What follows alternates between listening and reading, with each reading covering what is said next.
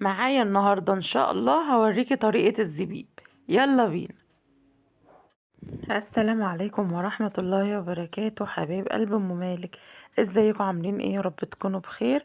مشرفيني ومنوريني بوجودكم معايا في القناة، قناة احلى اكلة من مطبخي. يلا بسرعة انزلي اشتركي في القناة وفعلي الجرس عشان يوصلك كل جديد. وصلي على النبي كده، اللهم صل وسلم وبارك عليك يا حبيبي يا رسول الله. هتعملي لنا ايه النهارده يا ام مالك؟ هعمل لكم الزبيب. عايزه اقول لكم الفيديو ده انا نزلته مره ومسحته، بس كان الصوت مش مظبوط فيه يعني. يلا بينا نسمي الله ونصلي على رسول الله ونخش نشوف الفيديو بتاعنا. رحت بقى جبت العنب ده زي ما انتوا شايفين كده، انا كنت جايباه كان الكيلو ونص ب10. هو طبعا بدأ يشد دلوقتي، للأسف الفيديو نزل متأخر، بس عادي يعني ان شاء الله السنة الجاية لو لسه موجود وحد عايز يعمله يعمله. بدأت طبعا أفصص في العنب كده، بشيل منه أي حاجة اللي هي العصيان الرفيعة والعنقود بتاعه ده. وقفت بقى عملتهم كلهم كده. هعمل طبعا زي ما قلت لكم الزبيب. عايزة أقول لكم إن تجربة عجبتني جدا. إن شاء الله إن شاء الله السنة الجاية هعمل منه كمية. أنا خفت إن أنا أعمل كمية كبيرة عشان أنا كنت لسه أول مرة أعمله وأجربه، فخفت يعني إن ما يظبطش معايا أو يبوظ وكده. انما العنب الاحمر ده مستحيل هعمله تاني زبيب، وحش جدا. كمان عايزه اقول لكم العنب البناتي ده هو اغلى عنب، اغلى زبيب بيتجاب، اللي هو الزبيب الايراني. بيتعمل بالزبيب الايراني ده اللي هو العنب البناتي. لكن العنب الاحمر ده قشرته تخينه، ما كانش حلو، باظ على طول بعد كام يوم، فطبعا رميته. الزبيب ده ممكن العنب الاحمر ده ممكن يتعمل مربى، يعني يبقى حلو جدا في المربى وهيدي لون حلو. لكن في الزبيب لا، ما منفعش. فعلا الزبيب اللي هو البناتي ده كان احلى. هعمل نفس اللي عملته في ده هعمله في ده. هفصصه برضو وهشيله من العنقود بتاعه. برضو ده كان كيلو ونص ب10. عايزه اقول لكم ان الكميه بتاعه العنب البناتي دي فرطت معايا حوالي ربع كيلو زبيب. يعني الزبيب الايراني ده تقريبا الكيلو ب180 جنيه او ب200 جنيه. يعني من الكيلو ونص طلع ربع كيلو، حوالي مثلا 50 40 جنيه. حلو برضو مش وحش، وخصوصا بقى انت عاملاه في البيت ومنشفاه وعارفة الدنيا فيها ايه يعني. خلوا بالكم عشان العصيان دي لازم نسيبها، مع اننا احنا ساعات والله ما بنجيب الزبيب من بره بنلاقي فيه بعض واحدة فيها العصاية بتاعتها دي، بس بتبقى سهو. بس انت لو شفتيها شيليها.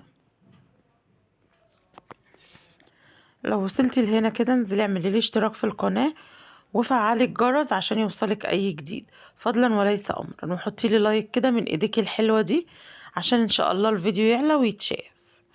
ويا ريت بقى يا ريت بقى طمع بقى تحطي لي كومنت حلو منك كده، ان شاء الله حتى تصلي على النبي فيه. اللهم صل وسلم وبارك على سيدنا محمد. اهو. اه صحيح، لو حد بقى دخل يقول لي هو انتي حطيتي العنب على طول كده في الحوض من غير طبق ومن غير حاجه؟ انا الحوض عندي على طول الحمد لله زي ما انتوا شايفينه كده، حته سلك وشويه كلور وبخليه زي الفل.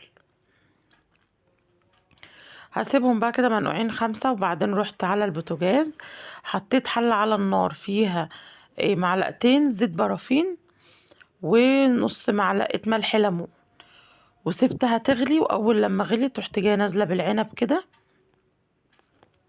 يعني عارفين يا دوبك المية تنمل فيه او المية تبدأ اللي هي ايه، تغلي كده.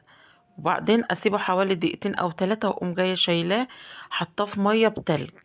بصوا العلبة دي فيها تلج، العلبة دي فيها تلج. حطيتها تلجت كده وحطيته تشيل العنب من المية السخنة للمية الساقعة. انت كده بتعملوا زي عملية بسطرة، من السخن للساقع على طول. وخلصت طبعا كده في العنب البناتي، وقمت جايه عامله نفس اللي عملته في العنب ده عملته في العنب ده.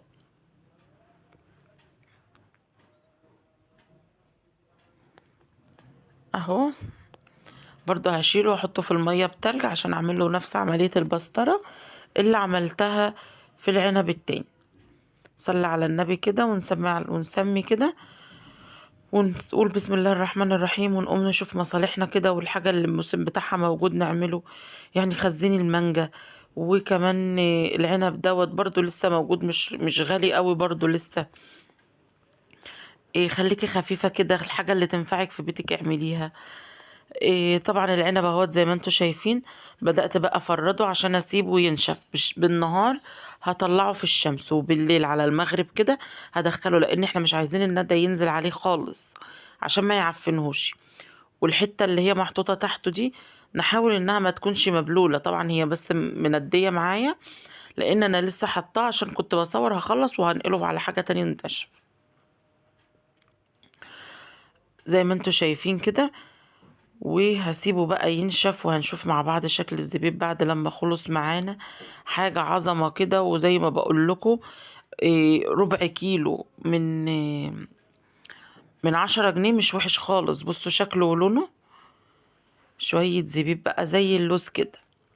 بصوا جميل ما شاء الله، وريحته حلوة جدا. اهم حاجة بعد ما بينشف بقى بيوصل للمرحلة دي معايا، بدعك ايدي بزيت برافين كده وبغلف الزبيب.